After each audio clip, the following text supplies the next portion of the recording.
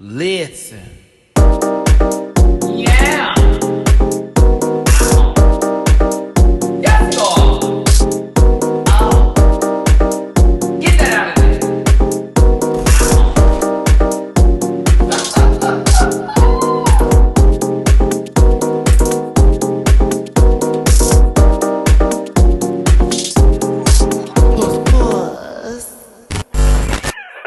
Hey everybody, it's your boy Matty Rants. Thank you so much for tuning into the channel and for my final review of Pose.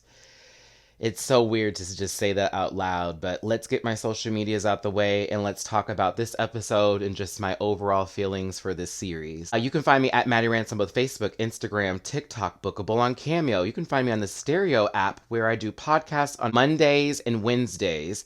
Mondays with Dooley underscore noted for food porn and Wednesdays for online dating and the Ghosts Who Run It with Blake Keisha. Both are panel members of my Sunday show, which you can find on YouTube, The Panel. I'm partnering with the Airtime app now as well, and you can find me there for Tuesday and Thursday shows, Drag Race Everything on Tuesdays, and Drag Race Trivia and Hot Topics on Thursday with my co-host, Mr. Dooley underscore noted. You can also find me on Twitter at the Matty Rants, and if you'd like to donate to the channel, please and thank you. It's Cash App $, Matty Rants, Venmo Rants, and PayPal.me/Matty Rants. Make sure to like, share, and subscribe. Y'all know Sade. I'm still a bit emotional after watching this episode, and I'm upset the show is ending. I didn't want it to end this way, but you know, the powers that be with scheduling and everything else and all that stuff, you know, maybe this was the time for it to end. But I'm going to go through this 2-hour finale with you real quick here. If I forget anything, that's where you are, my co-host in the comment section, can go ahead and fill in that gap for me, okay? We start off the episode back in the hospital again. It seems that Pray Tell has checked in without telling anybody. You know, of course, they are concerned about him, but Pray Tell saying this is the end and it's time to say his goodbyes. Now, while this is happening, we find out there was a new drug that they were doing tests on, or a cocktail of drugs, I should say. AIDS patients or people with HIV progress better in being healthier or fighting or basically getting their blood counts back together, their T cells back up, and all the good stuff they need in order to live a healthy life. The trial was only being used on white people, and there were only 2 people of color who were actually in the trial, which wouldn't really give the best results, especially with how the disease was affecting everybody. Blanca Christopher, a good nurse friend here, I can never get that baby's name right. Sandra Bernhard. Forgive me, Sand. They had to speak the best that they could in order to get at least 2 more people onto the trial, which it ended up being Pray Tell and Blanca, and they were trying this new cocktail of medication to get better. Especially for Pray Tell. Blanca was doing fine, but why not do even better?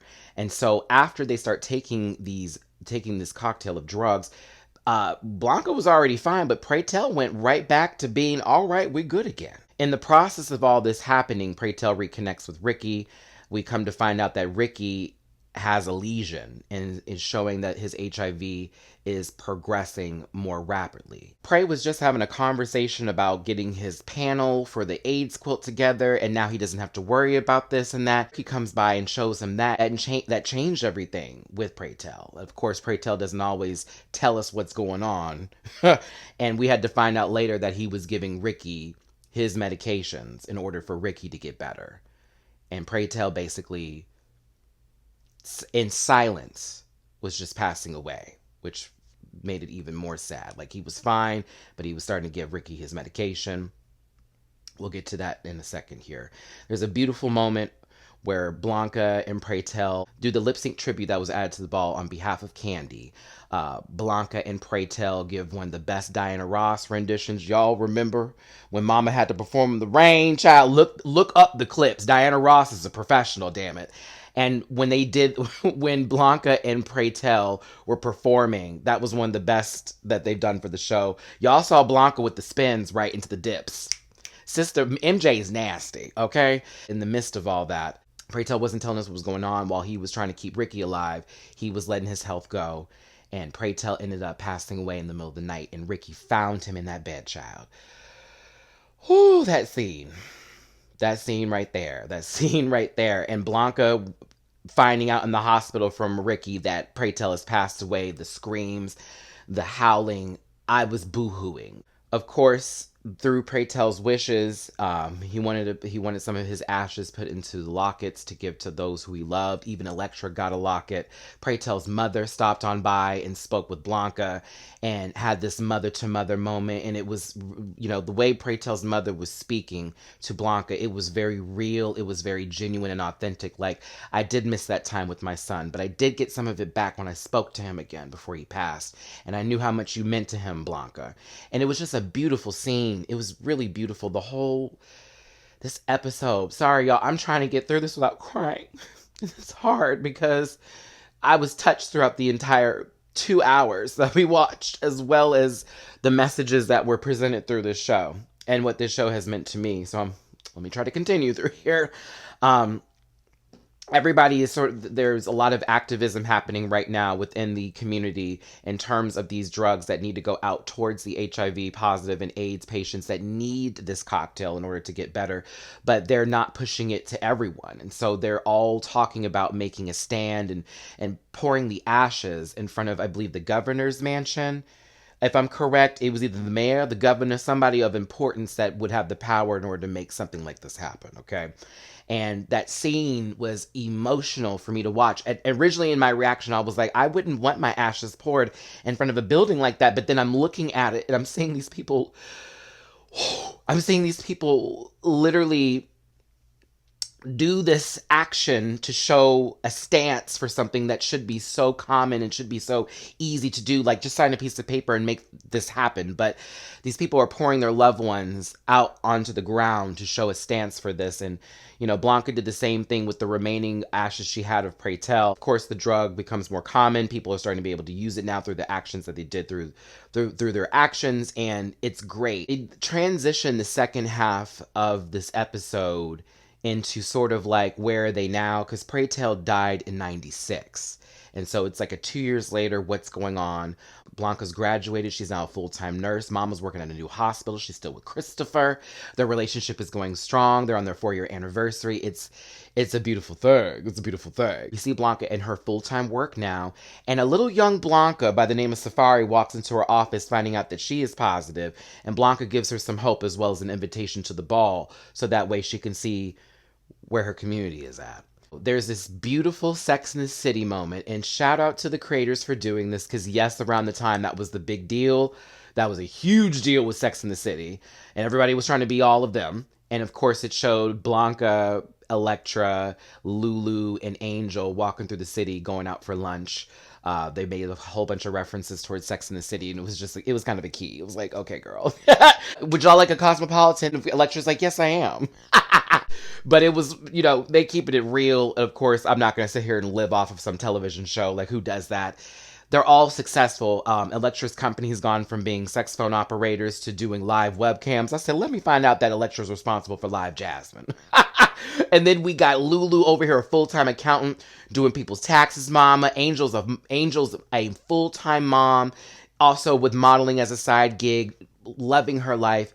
And Blanca's doing the damn thing too. Like, it's so wonderful to see all of them come together at this final moment and show, we did this, all the things. And mind you, Blanca brought this up. We used to walk these categories to show that these were the things we wanted to be in our dreams. Those dreams would soon become reality. We worked for this. That was amazing to see, as well as inspiring to a lot of people who may be watching the show, or for those who've been in ballroom. Blanca's still the mother, or now grandmother, of the Evangelistas, and Ricky's taking over as the head father. There's a new batch of Evangelistas, and they're walking the ball. They get 10s across the board for their house. The young kids are holding it down.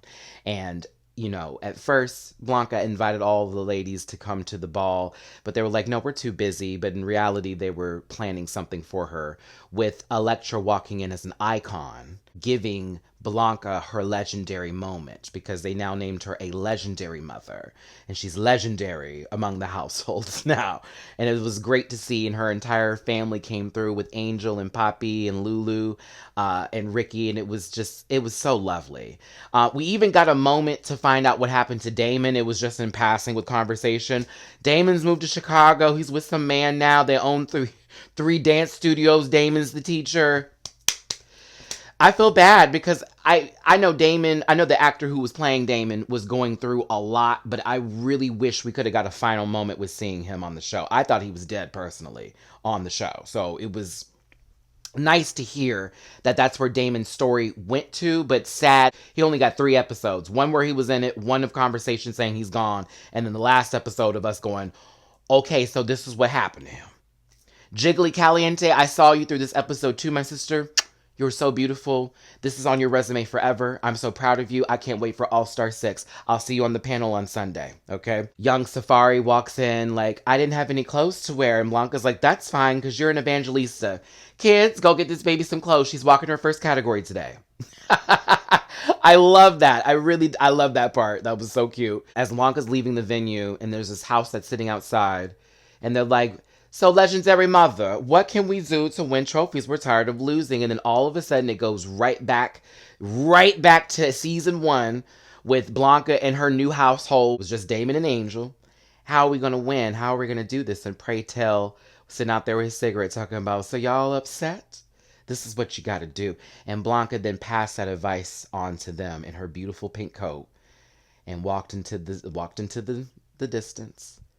And that ended the series, y'all. And I swear to God, I am so emotionally overwhelmed from this series. My final thoughts on Pose, everybody. So, 3 things I forgot to mention in this review, and I'm sure there was more to the episode. It was a lot we had to watch, but some things I wanted to talk about real quick. I appreciate Pose for including the gay men's choir into the story, as well as showcasing things that they were doing at the time to show tribute for those who had been for those who lost their lives. The tribute that they did for those who lost their lives due to AIDS, the way they had certain people in white that were only facing forward while everyone was while everybody was in black, with their back towards the audience, the symbolism behind that, the community and fellowship that was there for those who needed it. As you saw, Pray Tell was a part of that choir, and it was something that brought him back, together again, and how important that was. And also the fight for healthcare and the rights for the LGBTQI plus community, who was fighting just to have a cocktail of drugs that would give them a better chance at living, and how really hard it was for us to, even get that. Something that's a basic human right to have, And furthermore, I forgot to talk about this, but the scene of Pray Tell getting ready to go to bed before he passed away was iconic for me in a sense, because it was as if Pray knew that he was not going to wake up that next morning, and that before he went to sleep, he wanted to look his best. He did, get as comfortable as possible, but it was a beautiful scene, and it broke me down a little bit. But yeah, I forgot to mention these things. My apologies, but let's get to my final thoughts on the series now. I've tried my best to keep my emotions together, but I can't promise I can do the same towards the end of this here.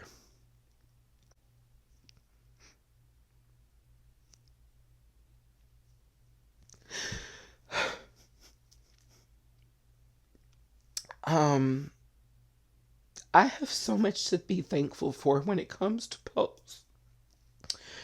Because I'm sorry. It's so important to be able to find yourself in a show. And you're talking to someone who grew up with television being their savior. When I had days where I had to hide from my father beating me damn near half to death, or just being picked on and teased throughout most of my entire history of going through school, and having to pretend to be somebody I wasn't to just make it. It's so important to see characters that represent you on television. And for me, a lot of the characters I would see growing up were not black who were gay. It would be white men who were gay. And so you're finding a piece of you, but not all of you in there. Noah's Ark came out when I was in college, and that was maybe one of the first experiences I had outside of Oz or the DL Chronicles that showed me what black gay men look like in a specific setting and scenario and a situation.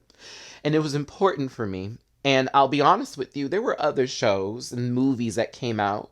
You know, The Skinny, all of those things. We had other shows and movies. But nothing like this.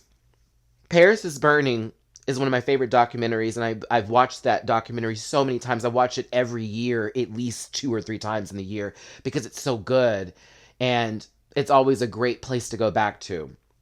But when Pose aired, y'all can go back on my tapes. You can go back to my reactions and my reviews before they stopped letting me do my reactions on YouTube, now available on Patreon. Um, this show meant a lot to me. It did, because I saw me in there, regardless if I was on the show, regardless of, you know, everything. I saw me in the show. I saw me in there. I saw my story. I saw portions of it. I knew. I'm so sorry. So many of you found me through Pose. I have so much to be. I'm thankful for this show. So many of y'all subscribed to my channel just to watch my reactions and my reviews to Pose, and you stayed for the other stuff, thank God. But you came here from that. This was a great series. I have so much love for the entire cast and crew. Stephen Canals, I appreciate the love you showed me. I'm sorry. Because yesterday you retweeted, or you tweeted my name with other reviewers who we all put our time and effort and energy into doing these reviews, hoping people can hear our opinions, and this can lead us to the next step in our lives, whether we're hosting a television show like I want to do, or acting in a show like I want to do, or being on television like I want to be. You know, we put our hearts in our lives into this, and we are I'm vulnerable for damn sure with this show. I've given y'all my tears. I've given my story through watching this. And Steven, thank you. Thank you for the love you've shown me over these years. Thank you for bringing a great show to our television sets.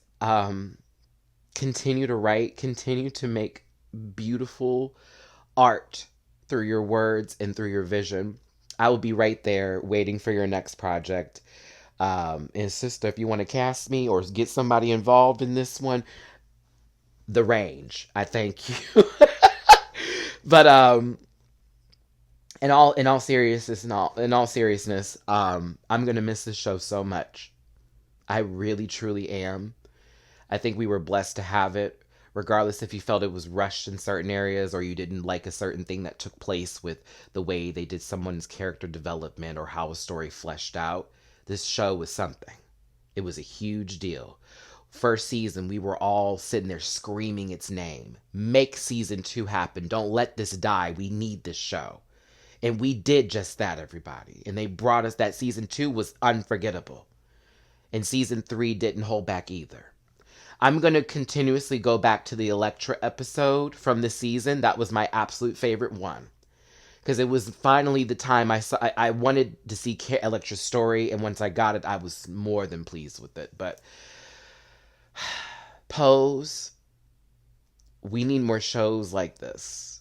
We need a lot more representation on our television screens from our Black POC gay brothers, our lesbian sisters, our trans sisters and trans brothers, our non-gender, non-binary folks, everybody that's included in our LGBTQ plus IA community. I want to see more of this on television, and I'm thankful for the time that we got. I am going to truly miss this show. But I'm still more than thankful that I got a chance to witness this from beginning to end, to share my emotions with you, and us enjoy this together. Let me go ahead and wrap this up. I'm so sad to just be ending this here for Pose. I don't think I've gotten a chance to end a series with y'all just yet. Like this? No. It's my first one. That's crazy. Okay. Thanks again for tuning in, everybody. Make sure to hit that like button, share, and subscribe. Pose on FX. check On Demand. If you haven't seen the series, fucking start. Where have you been? It's a good show. Grab a tissue box. Be prepared to laugh. Be prepared to gag. So many good scenes. So many good actors. A lot of these people I want to see in more work. Every single person. Every single one. I want to see them in more work. I want to be like that. Yeah, there you go. Come on, Ricky. I see you in another project. Oh, there go Electra again. Come on, Dominique. MJ up in the house. Come on, come on, Blanca. You need to get. I want to see Angel. I want to see India. I want to see all of them. All of these people continue to work in this industry where they really only gave us a few roles and told us to just be a stereotype because of some audience members who only want things to be the way they want them to be. Well, I say fuck it and change it up. Okay? We need some new, fresh stories in Hollywood. Call me. I'm ready to go. Call me. Thanks again for tuning in, everybody. I love y'all so much. Thank you for being here. Thank you for supporting me on this channel. Don't go anywhere. We have way more shows to continue talking about. Let me know if anything new that's coming up you want me to review, whether it be here on YouTube or on Patreon. I will put my full effort and energy for it as I always have. All my love to you. It's your boy Matty Rants. I'll see you for the next show.